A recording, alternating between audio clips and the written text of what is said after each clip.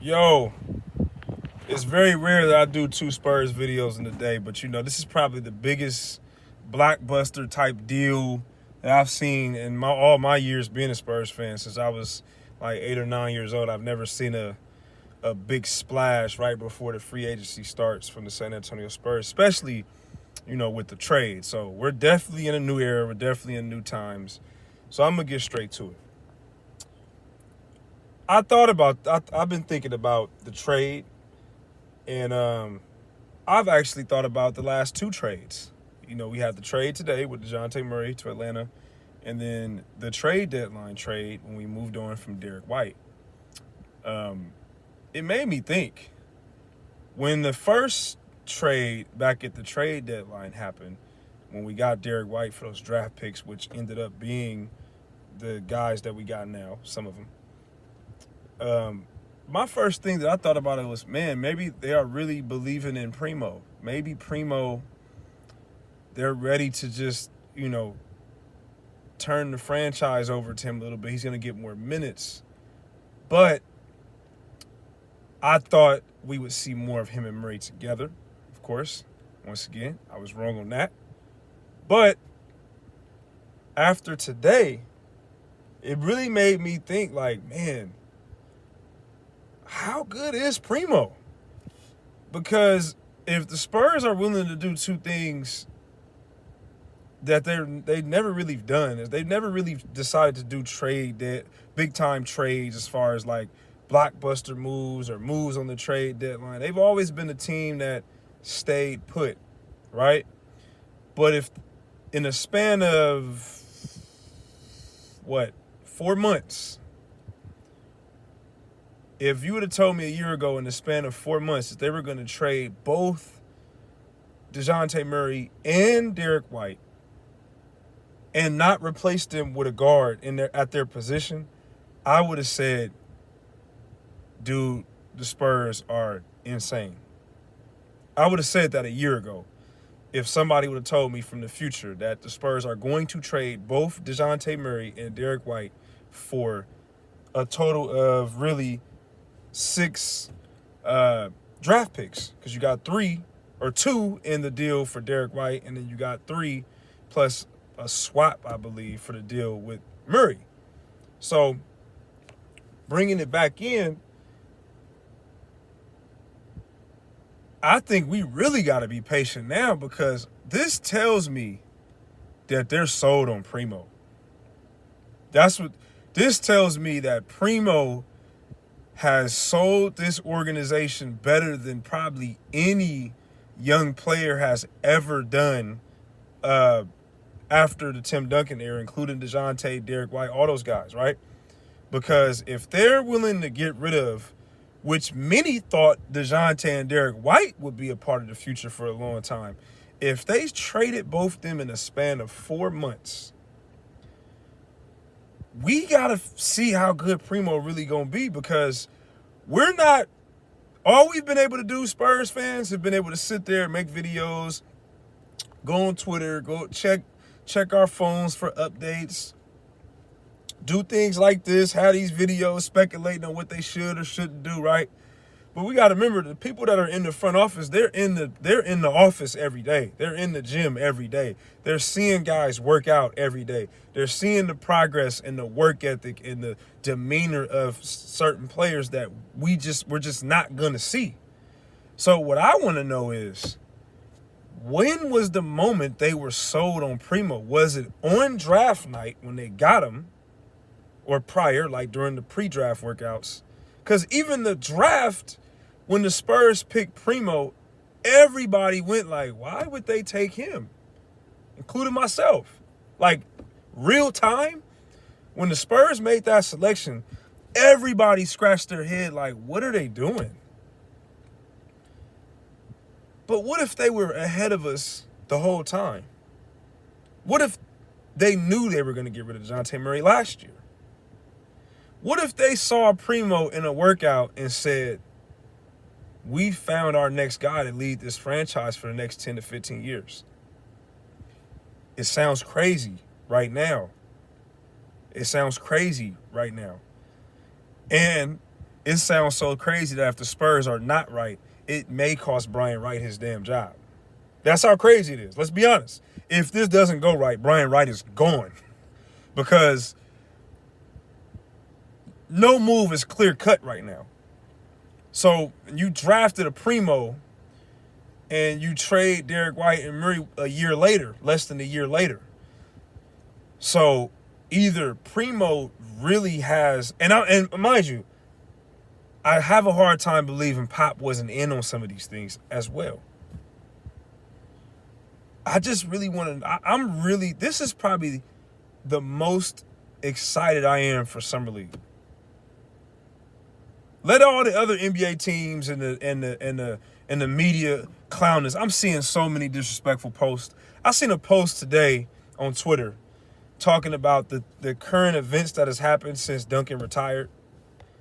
The current events that has taken place since Tim Duncan has retired. And it just has all of the negatives. They traded Kawhi, Tony Parker left, Ginobili retired, DeRozan left, and they trade Murray.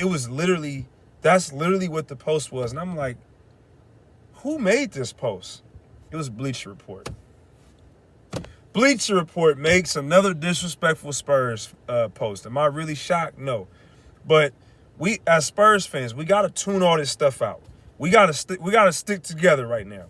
Because I think all of us, honestly, whether you agree or disagree with the trade, all of us got to really come together and really do this and see let's see what are they going to do, because none of us quite understand it all the way, and I don't think none of us predicted all this stuff to happen the way it happened. So let's sit back and watch, and I think it's going to start with the Summer League. I want to see if Primo has one of those moments where we say, damn, this kid is... I wonder if he's going to have those Summer League MVP vibes. That's what I'm looking to see, because if we traded Derek White and Dejounte, I'm not really too concerned over the Derek White one. I understand that one. But the Murray one, I'm going to say it's a temporary risk right now. Temporary risk only because even though I think he would have left, I think we did have time to make him stay too. I will say that. 2 years is 2 years. So if you go out and you get a DeAndre Ayton or Zach LaVine or something like that, that may make him stay. But maybe the Spurs knew that they wasn't coming. Maybe Murray knew he wasn't coming. Because I just find it hard that 1 month Murray's posting the jersey of Zach LaVine wearing the Spurs uniform, and then the next month he's gone. So I wonder if they either backed up on a couple things that they thought they were going to do, or if Brian Wright was like, hey, man, I got my guy. We just letting this play out. Let Murray do his thing. He's an all-star. We got maximum value. Let's keep him. Let's see what we get for him in the offseason. Can we get 3 first-round picks? Oh, we got it? Oh, let's make the move. We getting 3 first-round picks. Let's load up on these picks. It doesn't matter. I like Murray. Murray's going to be great, but he's going to be a second-tier player to Trae Young in Atlanta. Atlanta do great things, but I don't think they're going to win championship. Let's load up on these picks. We got my guy, Primo, and we're going to keep building through the draft. We got a good young nucleus. We got 3 other 19-year-olds on our roster. Maybe that's what Brian Wright was thinking. Maybe that's what he was thinking. I'm not saying he's wrong for thinking that. What I'm saying is I really want to see what Primo turns into. No pressure. I don't think us fans should put pressure on him. Kid's still 19, 20 years old. We don't need to put, oh, you better be that guy or else. Nah, let's not put that on him. But I do want to see if this gives him more confidence. I do want to see if he shows flashes of being that guy, because I know what Murray showed us.